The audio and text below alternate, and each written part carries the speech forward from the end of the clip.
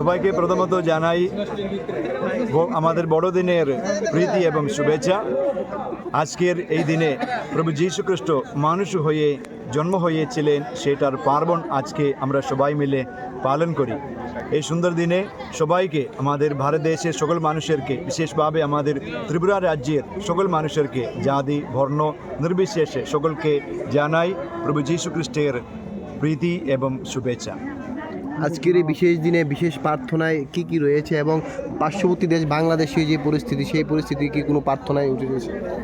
আজকে আমাদের খ্রিস্টজাগের মধ্যে প্রভু যীশু খ্রিস্টের পবিত্র খ্রিস্টজাগ আমরা অনুষ্ঠান করলাম এবং সেই অনুষ্ঠানের মধ্যে আমরা বিশেষভাবে আমাদের পাশেই আছেন আমাদের বাংলাদেশের সকল মানুষের জন্য আমরা বিশেষভাবে প্রার্থনা করলাম এবং একদা ভালোবাসার মিলনের মধ্য দিয়ে তাদের জীবন ভালো হয়ে উঠবার জন্য এবং সকল মানুষেরা একজন অন্য মানুষকে ঠিকমতো দেখাশোনা করার মতো এমন একটা অনুগ্রহের জন্য প্রভু যীশু খ্রিস্টের কাছে আমরা প্রার্থনা করলাম।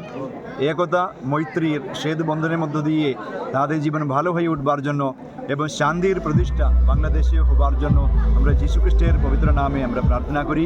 আজকে আমরা প্রার্থনা করলাম, আর আজকে ভোরবেলাতে পবিত্র খ্রিস্টজাগ আছে, সেই খ্রিস্টজাগের মধ্যেই আমরা বিশেষভাবে আমাদের বাংলাদেশের ভাই বোনদের জন্য আমরা প্রার্থনা করব। আপনার good name? Father Linus. Thank you.